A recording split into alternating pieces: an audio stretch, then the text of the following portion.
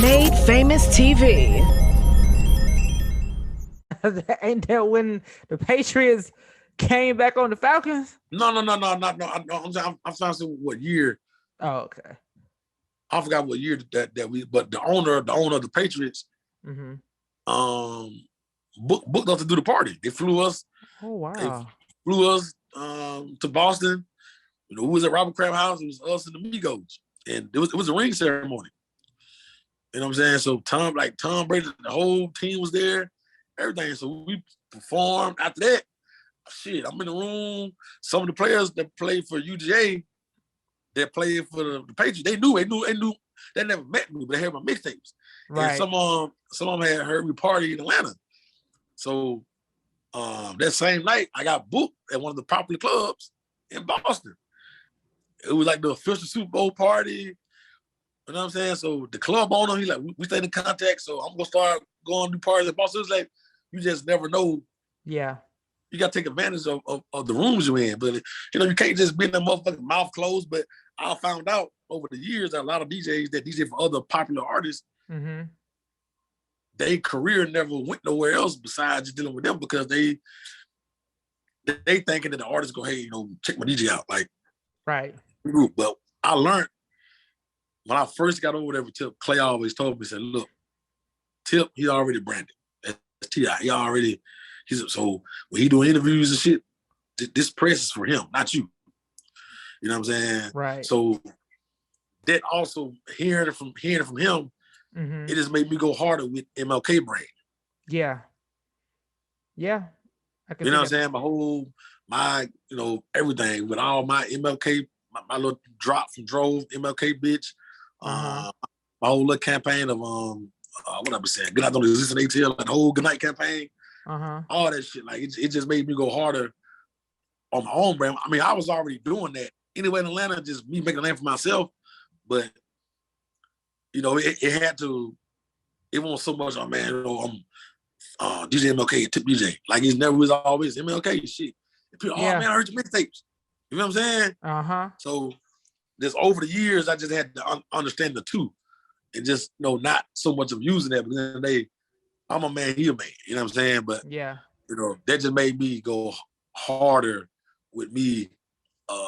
Just branding myself even more, along with him. Even like now when we do shows and shit, I make sure that my logos and shit in the building, or I try to see if I can do my own set before he go on. Like, I push that shit strong. You know what I'm saying? Man, that's yeah, man. But how do you? Because just hearing about like your beginnings, right? You say you come from like a smaller town, right? So do you ever in your mind be like, man, I was just kind of like a kid with a dream. You know what I'm saying? And now you're talking about like you getting invited to Robert Kraft house to DJ. I mean, it like they just will come with it. I mean, my dad was a DJ. You know what I'm saying? And he always told me my biggest challenge was gonna be a female. Is and every guy need a strong woman. You know, with him, but he always told me that my biggest challenge, because my lifestyle is not structured.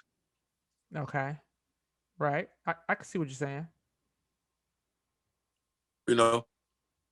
Not structured. It kind of elaborate on that though. What do you mean when you say like you don't have like the regular 9-to-5 job? You know what I'm saying? Like you can be. Man, I can get a phone call. I can get a phone call right now. Hey man, we got a show in Bahamas. Gotcha. You know what I'm saying? Like I can get, even though this is my off day, I can get a call right now from a club owner. Hey man, I need you to come in tonight. And if I had a girl and me her plan to goddamn have just us tonight, now I forget the side eye for our time. Like, you know what I'm saying? So it's, oh yeah, you don't ever make time for me. Yeah, yeah. So it's got, and I mean, and I had that before. Like when my ex used to be together. You know, I've had situations pop up. You know what I'm saying? I think it was only one. I've only missed one show. It wasn't even a show. It was a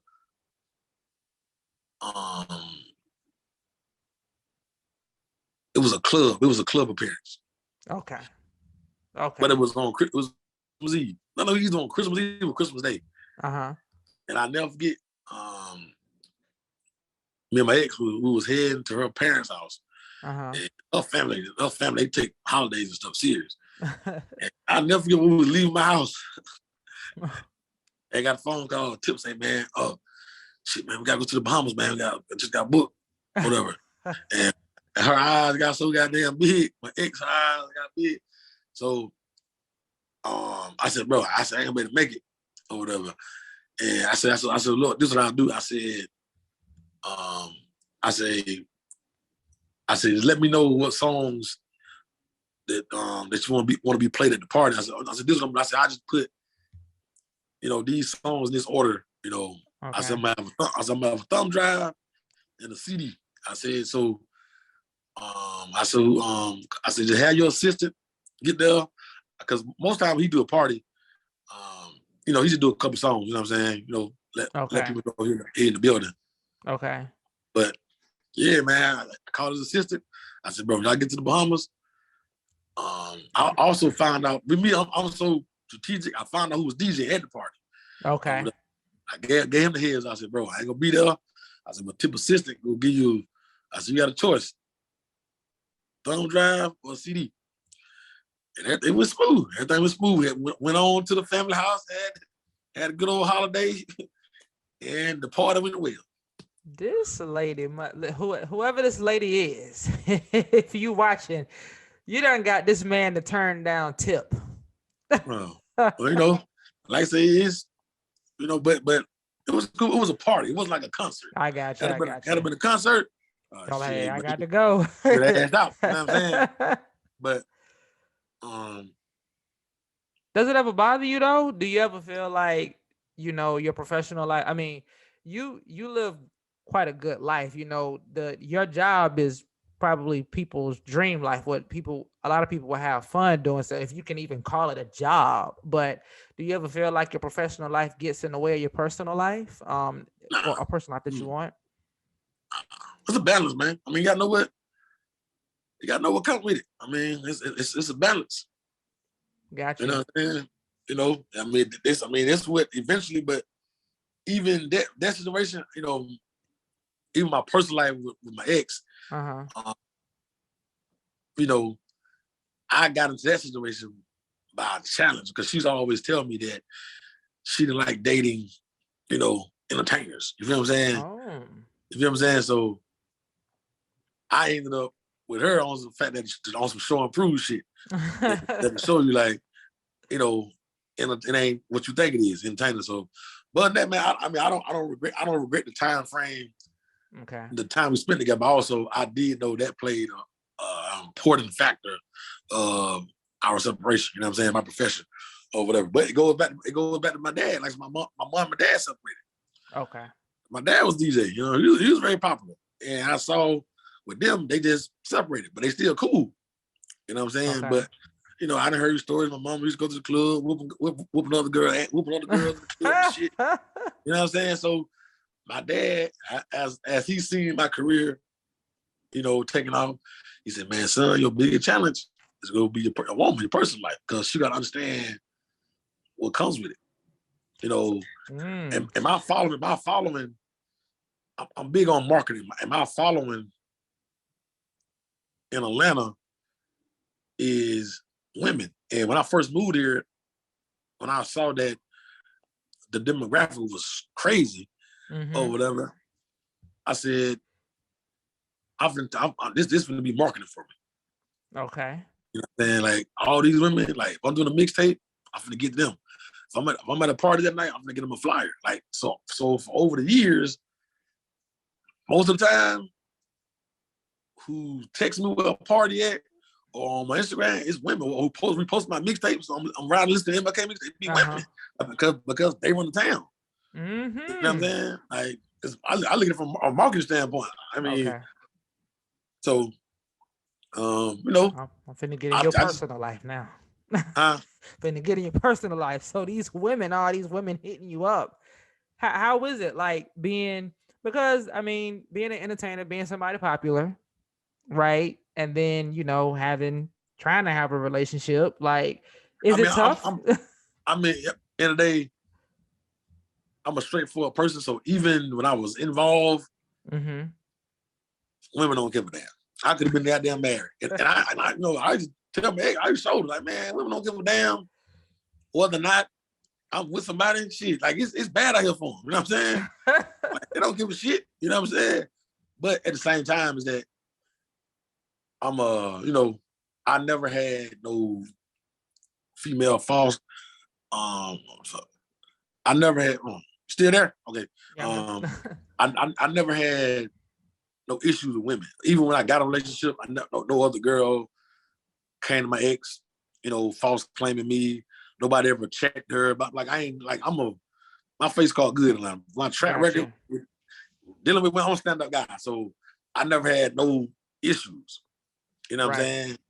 You know what I'm saying? So it's just shit. You know what I mean? It just came with it. You know what I'm saying? Like, shit. You know, but at the end of the day, like, I'm an open person. When I meet women, I talk to them. Like, I be like, hey, this is what I got going on. Or like, and if it's kind of like you know what to sign up for. Okay. If you know this nigga Papa DJ, you know this nigga, you know, like this nigga may be in Vegas this week, maybe in Miami, like shit. Like I say, I live a totally different life. You know what I'm saying? Shit, right. I may not come home to 6, 7 o'clock in the morning. I may have to do 3 parties. Like shit. You may look in the DJ booth. You may look in the booth and see goddamn 89 goddamn girls taking shots, having a good time. But you know, right. Shit. All of that is things that, you know, it comes on profession. And something my dad taught me is like, if you come to a club and the women there, you know, buy them some drinks, you know, keep the girls there. Uh-huh. You know what I'm saying? You know what I'm saying? It just little stuff, but it just comes with it. Like it just, but with me, when I showcase that stuff on my Instagram, you know, it's kind of like the behind the scenes of this will go on in the MLK booth. This will go on. Like he keeps, you know, attracting women around the booth like that. That's one thing that they can't say. Like, man, like MLK keep some, you know, some good looking women around them or in the booth. You know what I'm saying?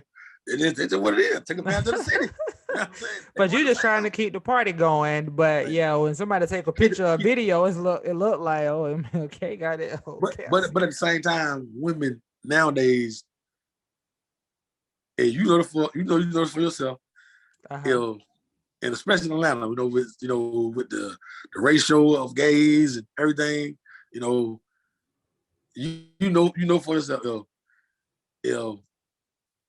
if other women aren't attracted to this guy, like, he ain't got no kind of motion going on, what the fuck wrong with him? You know what I'm saying? Like if other women ain't attracted to you and like some sort of, you know, attraction, we could be like, nah, it's just regular. We need some seasoning or something. You know what I'm saying? Like and that's one thing I noticed, like in Atlanta, like if you are socialite and other women, you know, in your circle and up, like that attract women. Yeah. You know what I'm saying? Just curious. Like, damn, why so many goddamn? Yep. And it'd be the right women, not all. You know what I'm saying? But the right ones. You know what I'm saying? So it'd be like, yep. Let me see. I don't know what's going on over there. Like he a DJ, but damn, why they goddamn? Why she up there? Like, you know what I'm saying? So all that it go hand in hand. I feel. You know what I'm saying? But you got to pay attention. You got to pay. Also, you got the plus side of things, but you also have to pay attention. You know, because you know the devil always working. You know what I'm saying? got your stalkers and your crazy motherfuckers. You know what I'm saying? Oh yeah. So, yeah. Have you ever had that kind of situation where you kind of had? I had one stalking situation. Whoa. Yeah. Did you? How did you handle that? Or get rid of it? I mean, we just it was a girl that I had dealt with. Oh, okay. A while, and you know, me and her stopped dealing with each other, and you know, I guess it hit her at the time passed. You know, like damn man, no, MLK was a good dude. You know, she was trying to make her way back in the wrong way. You know what I'm saying? Okay. Trying to come back into my life on stalking shit. And she, you know, we just had to talk with her. She had, matter of fact, it was crazy. So it was me and my ex was together at the time, and my ex was at my house, And it was probably about 12 at night. And my ex, like, somebody knocking on your door. You know what I'm saying? Whoa. I was like, I'm knocking on my damn door. And it said, boom, boom, boom, boom, boom. It came back again. And I went outside, and it was the girl. And she's like, I've been calling your damn phone all day. Blase, blase. And I said, man, what's up? And she was like, man, you know, I miss you. I just really, you know, I miss you as a person. Like, you know, she just, you know, just put it out there. You know what I'm saying? Like, man, you know, you was a good person. You know what I'm saying? I definitely want you, want to have access to you. Like, she just pulled it out there. Or whatever. I said, right now I'm you know, I'm in a full-blown relationship. I said, shit, you know, I can't do nothing for you. Right. You know, now time passed on, you know, I ran into her and she told me, say she was doing good for herself. You know, she had a business and, you know what I'm saying? You know, but yeah, man, she stalked me for about 2 weeks. Oh, wow. 2 weeks. She finally realized she was like, follow me to the club. Follow me to the club. Mom had showed up at the club when I had boxed my car in, all kind of shit. Yeah. Yeah, that's kind of scary. Oh, whoa, really? Yeah. But, you know, she just, I mean, that little time period that I stopped talking with her, you know, she realized, okay, good person. And that's something I believe in. Like, you know, yeah, especially nowadays, whether you're in a person, you know, together or not, if you know this person is a good motherfucker, you know, keep him around because you never know what you may need he or she for. Right. Yeah, that's what I found in life. Ooh, that's scary. Let me ask you this.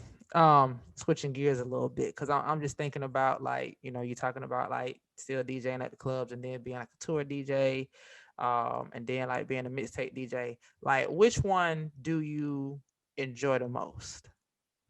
I'm club, man. I enjoy club. I mean, club and touring.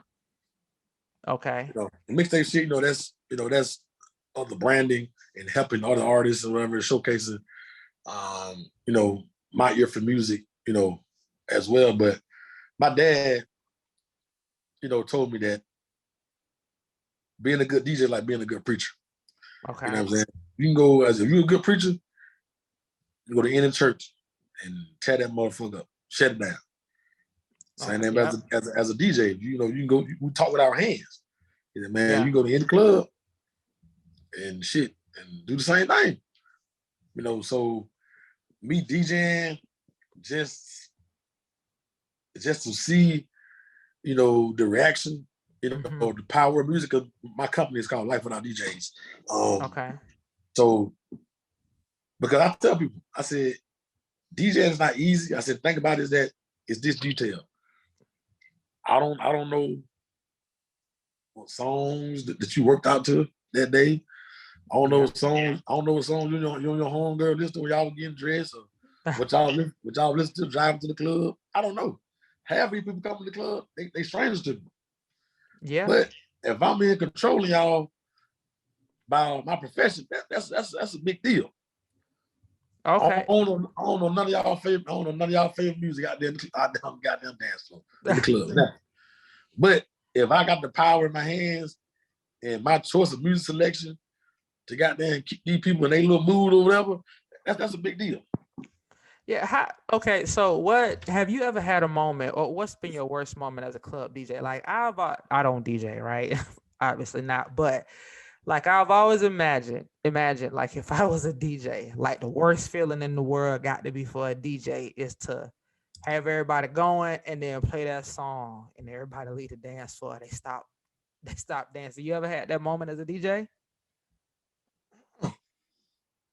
So you just keep them going all night. I ain't never, man. I ain't never. I'm gonna say, you know what? I'm gonna have a candid moment here, right? Because, you know, we talked earlier about me doing the music, and I don't really make street music or whatever, right? And I remember bringing a record to you, right? And you said, yeah, that's pretty cool, but I need some street stuff. But, you know, as an artist at the time, of course, you know, as an artist, you want to feel like, yo, my stuff is good to go. But you as a